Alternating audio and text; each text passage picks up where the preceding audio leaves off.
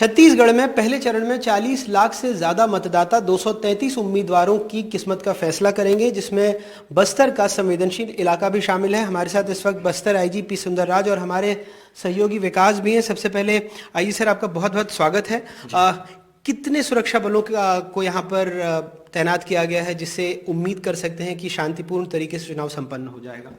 जैसा हम सबको विदित है, आगामी 7 नवंबर को छत्तीसगढ़ विधानसभा चुनाव के लिए बस्तर संभाग के 12 विधानसभा क्षेत्र में चुनाव प्रक्रिया संपन्न होगा। ये चुनाव संबंधित सभी कार्रवाई को सुरक्षित एवं व्यवस्थित तरीके से एग्जीक्यूट करने के लिए हमारे पास पहले से स्पेशल फोर्सेज जैसा डीआरजी है, एसटीएफ है, बीएस कोबरा है, बस्तर फाइटर्स है, उसके अतिरिक्त सेंट्रल आर्म्ड पैरामिलिट्री फोर्सेस का भी डिप्लॉयमेंट है।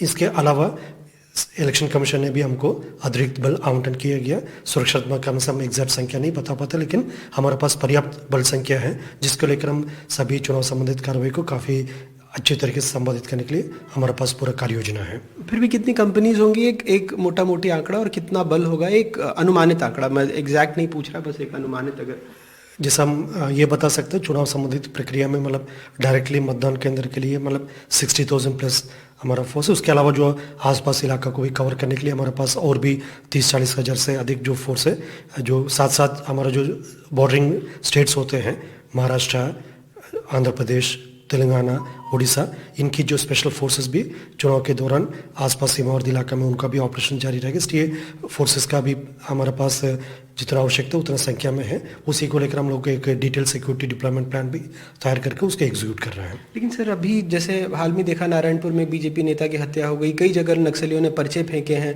कितने संवेदनशील बूथ हैं, और इन लोगों को समझाने के लिए कि कोई डर नहीं है क्योंकि उनके नेता की हत्या हो जाती है, तो फिर पुलिस क्या उस दिशा में काम कर रही है? प्रतिबंधित एवं गैर कानूनी सीपीएम संगठन का एक सिद्धांत है और उनका एक पुराना मोडस ऑपरेंडी भी है। जितना भी चुनाव संबंधित जो प्रक्रिया उसका काफ़ी डिस्टर्ब करने के लिए उनका साजिश रहता है। इसके पूर्व में भी जितना विधानसभा चुनाव 2003, 8, 13, 18 में हुआ, इस दौरान भी बड़ी बड़ी घटनाएं का अंजाम देने को उनका एक पुराना रिकॉर्ड रहा। उसके अलावा जो जितना भी जो चुनाव के दौरान उनका टारगेट बेस बढ़ जाता है, जो पोलिंग पार्टी से लेकर जो पॉलिटिकल फंक्शनरीज है, सिक्योरिटी पार्टीज भी बाहर से भी काफ़ी बड़ी संख्या में आते हैं, और क्षेत्र में जो आम नागरिक हैं उनको भी पुलिस मुखबिर के आरोप पर उनका प्रताड़ित करना सीपीएम संगठन के पुराना एक तौर तरीका है। इसी तहत हाल फिलहाल में अनफॉर्चुनेटली 2 ऐसा इंसिडेंट्स हो गए हैं, लेकिन उसके बावजूद क्षेत्र में जनता में काफ़ी लोकतांत्रिक व्यवस्था के प्रति एक विश्वास और उसका एक उत्साह देखने के लिए मिल रहा है।